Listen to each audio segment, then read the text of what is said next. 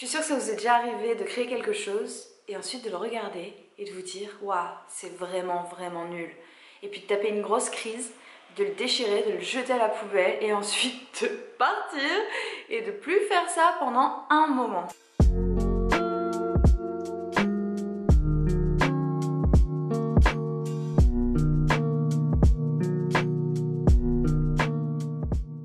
Quand on commence à créer quelque chose, c'est pas à la hauteur de nos attentes, bien souvent. Et là, le problème, c'est que ça nous crée un sentiment de frustration, de ne pas avoir réussi à accomplir ce qu'on s'était fixé comme objectif ou l'idée qu'on avait en tête. Et la réaction qu'on a tendance à avoir, c'est de l'énervement, de la déception face à soi-même. Et puis on arrête, on laisse tomber. Et parfois même, ça peut nous créer un blocage qui dure dans le temps.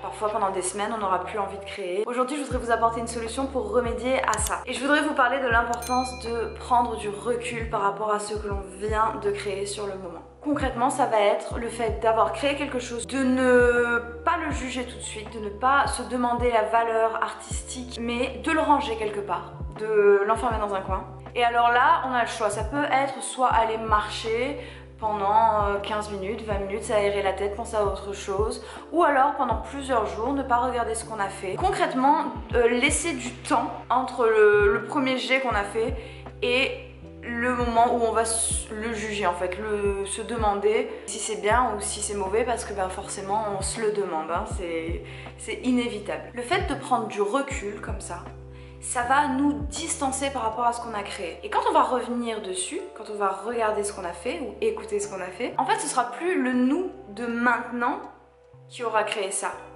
Ce sera le nous du passé. Même si c'est le nous d'il y a 15 minutes, 20 minutes, on aura moins l'immédiateté de ce qu'on a fait et une réaction beaucoup moins émotionnelle à ce qu'on a fait. On le regardera d'une façon un peu plus objective.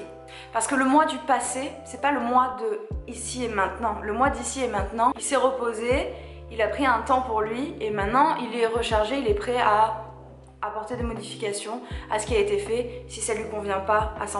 En fait, c'est important de différencier à ce moment-là le premier jet, le brouillon, bon j'aime pas trop dire le brouillon, de différencier ça du travail que l'on va apporter ensuite pour les retouches. Le moment où vous vous lancez dans quelque chose de nouveau, il est précieux, il est primordial. C'est vraiment le moment où il va falloir se lâcher, pas avoir peur de faire des erreurs, pas avoir peur de faire des choses qui sont fausses, qui sont moches, qui sont brutes, parce que si on porte trop de jugement immédiat sur ce qu'on fait, on va bloquer l'opportunité de créer quelque chose d'original qui va sortir des sentiers battus, quelque chose qui nous ressemble, quelque chose qu'on a vraiment envie d'exprimer de façon profonde et spontanée. Toutes les petites voix qu'on a dans notre tête, c'est nul, c'est pas beau, oh là là tu pourrais mieux faire et lui il fait mieux, et puis qu'est-ce que t'as appris à l'école, c'est pas possible pour quelque chose d'aussi nul, j'ai fait une faute d'orthographe, ou alors la couleur a débordé.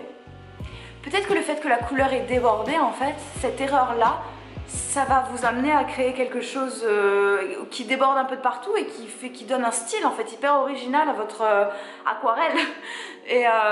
Mais ça, sur le moment, vous le considérez comme une erreur. Mais si vous le mettez de côté, que vous vous dites ok bon, on va pas juger ça tout de suite, pour le moment je suis trop dure envers moi-même, je vais aller me reposer, je vais aller faire autre chose, et que vous revenez, et vous allez voir ça avec un œil beaucoup plus extérieur et vous allez voir.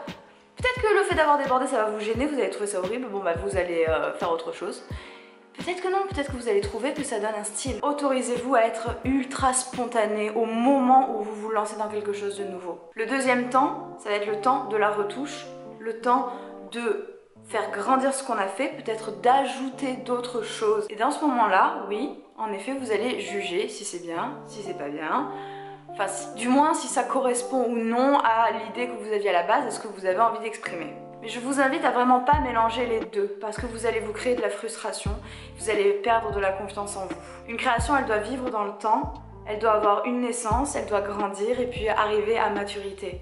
Et ça se fait dans la patience, ça se fait dans la prise de recul et surtout dans la bienveillance envers soi-même. Se laisser un temps pour faire des erreurs et puis se donner ensuite un temps pour les corriger ou pour les sublimer ou pour les accepter. Une vie créative, c'est tous les mercredis à 19 h.